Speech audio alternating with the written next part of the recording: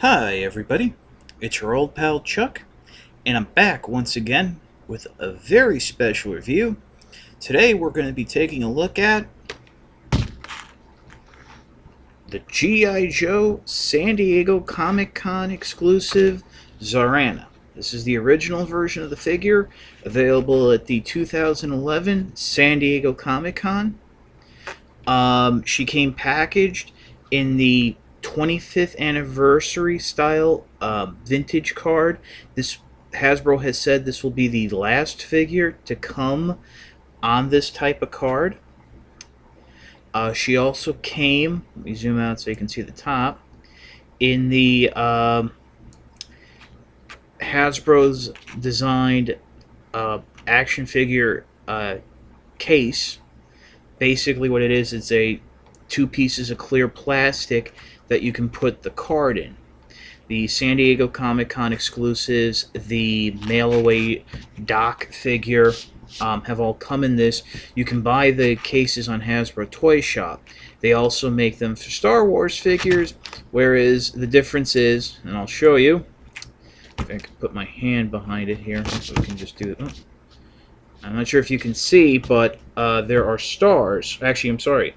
One star, one Cobra logo etched in the top here. Whereas on the Star Wars figures, it's more akin to Star Wars insignias. The card itself features the vintage art of Zarana. As you can see, Zarana also came with, for some reason, Ripper's assault gun with the bayonet. I'm not taking it out of the package. She never used it. Don't know why it's there. On the back, you see she has her file card, and instead of giving you a list of the usual list of figures, they give you a clip from the comic book where she made her first appearance. Also, if you can make it out embossed here on the back, it says G.I. Joe.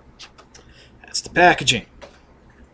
I should mention that there is a variant of Zarana that comes all in black with a Cold Slither t-shirt.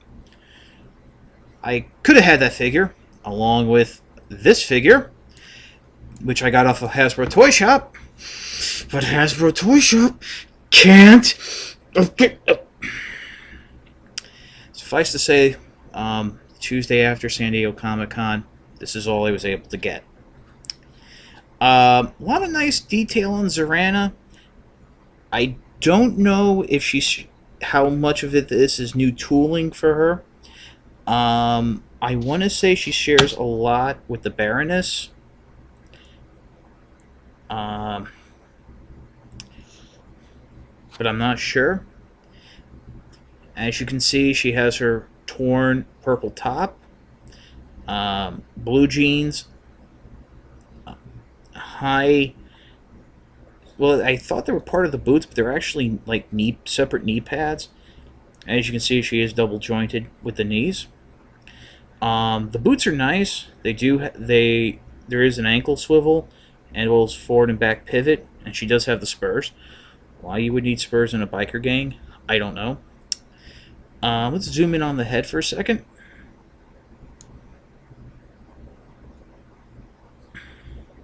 As you can see, zoom in a little more, she features a blonde mohawk, and her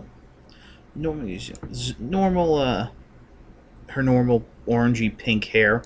The variant, I think, features some sort of tribal tattoo on her face. I really wasn't a fan of it, so I'm glad they left it off. Articulation in the arms is traditional, out to the side, full 360 rotation, bends at the elbow, swivels at the elbow. Her wrist joint is actually more up in the forearm due to the gauntlets she's wearing. She also has a removable knife. Now what's interesting is, in her hand, it's a little easier to hold it face... Oh, I was going to say it's a little easier to hold it face down, but the hand's been stretched out from the gun, so she's not really holding it at all. Gonna have to like squeeze the hand in a little. Yeah. There you go. And it falls out. Yeah, basically it's the 25th anniversary figures. Once you get the gun in the hand and it sits there a little bit because I've had her on display, things loosen up. But it is a very nice looking knife. Let me plop it down here so get a look at it on the white.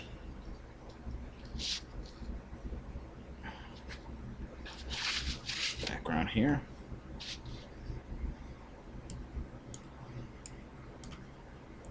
It's gold. I know looking at my screen, it's the blade's coming up as silver, but it's all gold. And it fits nicely in her leg sheath. Not sure who the knife came with. Maybe it is new. She also has an ab crunch, which is very nice. I will admit, though, I do feel a little weird. Like, to bend her waist, you kind of have to, like, grab her chest. I just feel weird doing that. And that's why I'm not a big fan of female figures.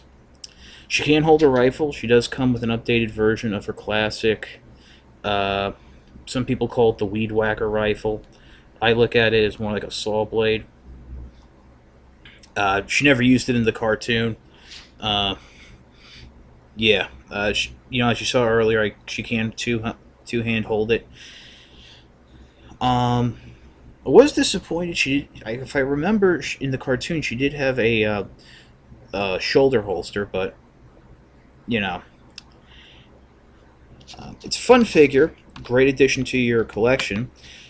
One complaint, though, is after a year, 2 years of having the Pursuit of Cobra, Rise of Cobra, those improved molds and sculpts, she really does stand out. There's no wrist, wrist standalone wrist articulation. There's no wrist pivot. She can stand, she can hold her weapon, which, in some G.I. Joes that's of that era, it's more than you can say. If you can find this version of the figure online for, say, $30 or less, I go for it. Anything more than that, I think, is a little too much. The black one, I would not go for now. The cheapest I've seen it is $70. That's way too much for something that's not even a year old. Well, that's about it. Hopefully at some point we'll see Xandar. This is your old pal Chuck. Thanks for watching, and we'll see you next time.